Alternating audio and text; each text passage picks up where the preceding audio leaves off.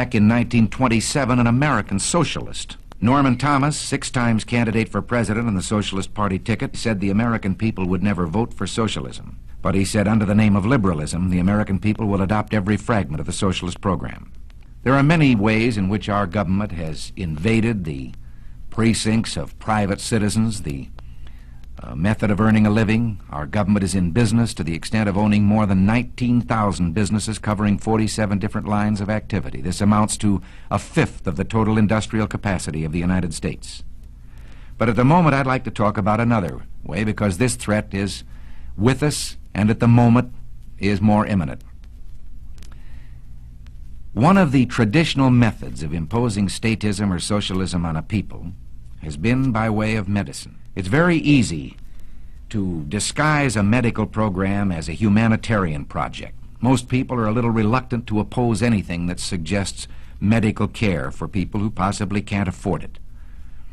Now, the American people, if you put it to them about socialized medicine and gave them a chance to choose, would unhesitatingly vote against it.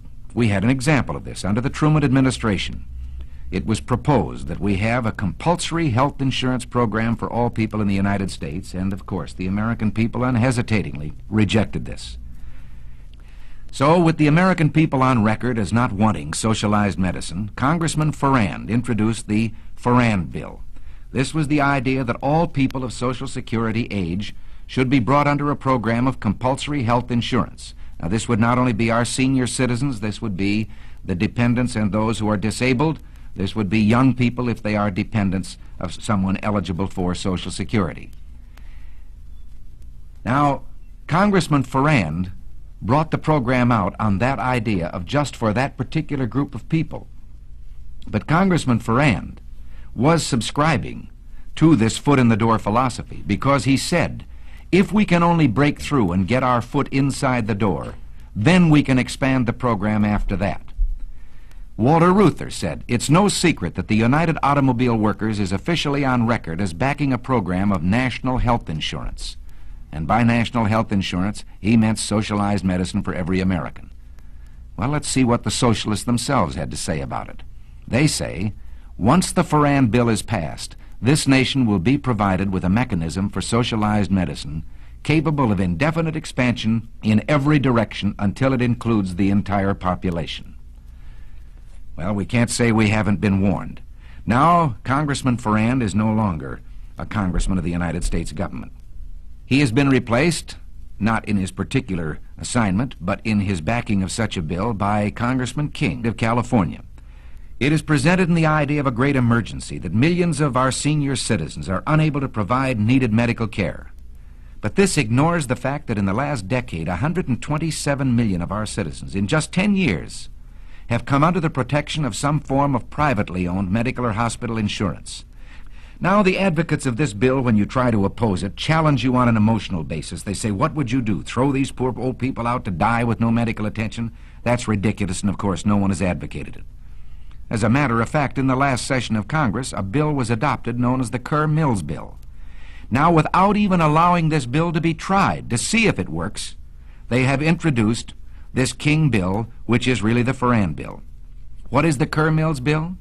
It is a frank recognition of the medical need or problem of our senior citizens that I've mentioned. And it has provided from the federal government money to the states and the local communities that can be used at the discretion of the state to help those people who need it.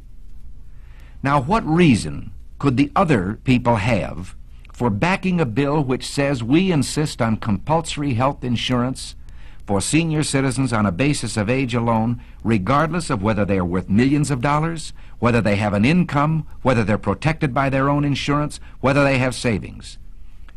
I think we could be excused for believing that, as ex-Congressman Farrand said, this was simply an excuse to bring about what they wanted all the time, socialized medicine. James Madison, in 1788, speaking to the Virginia Convention, said, since the general civilization of mankind, I believe there are more instances of the abridgment of the freedom of the people by gradual and silent encroachment of those in power than by violent and sudden usurpations. They want to attach this bill to Social Security, and they say here is a great insurance program now instituted, now working.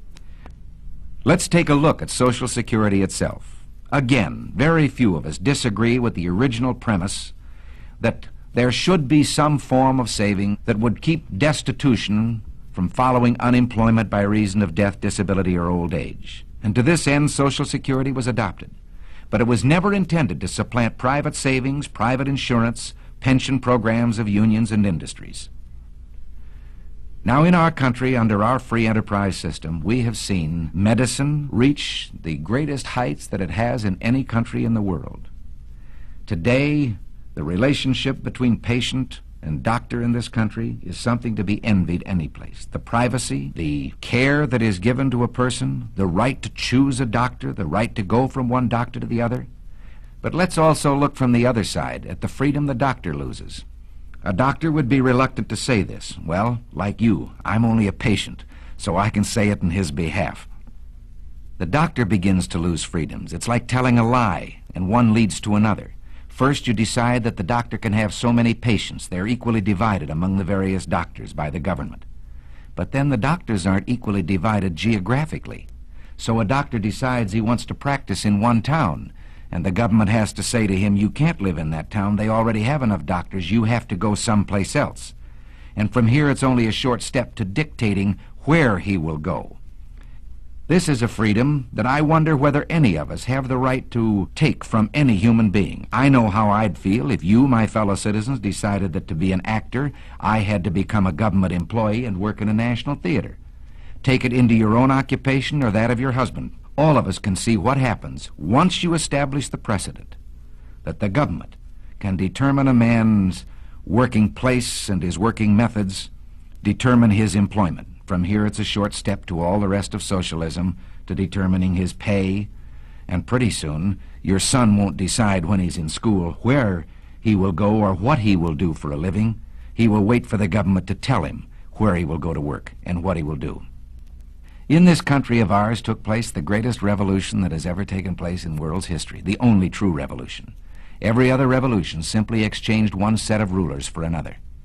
But here, for the first time in all the thousands of years of man's relation to man, a little group of men, the Founding Fathers, for the first time, established the idea that you and I had within ourselves the God-given right and ability to determine our own destiny. This freedom was built into our government with safeguards.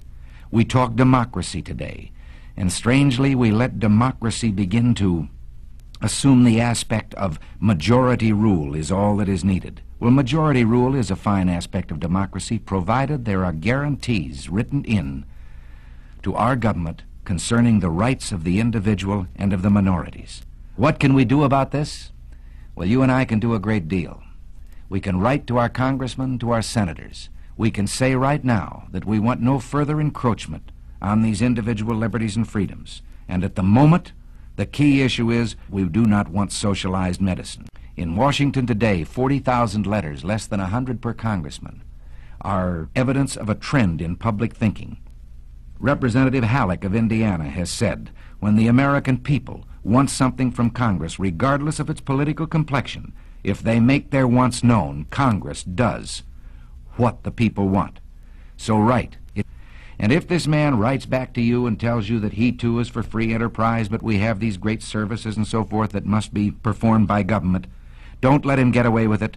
Show that you have not been convinced. Write a letter right back and tell him that you believe in government economy and fiscal responsibility, that you know that governments don't tax to get the money they need. Governments will always find a need for the money they get, and that you demand the continuation of our traditional free enterprise system.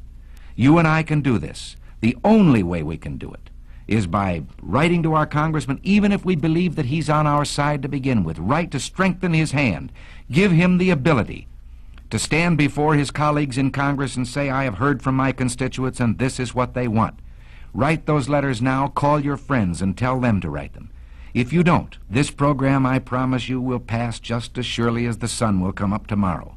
And behind it will come other federal programs that will invade every area of freedom as we have known it in this country, until one day, as Norman Thomas said, we will awake to find that we have socialism.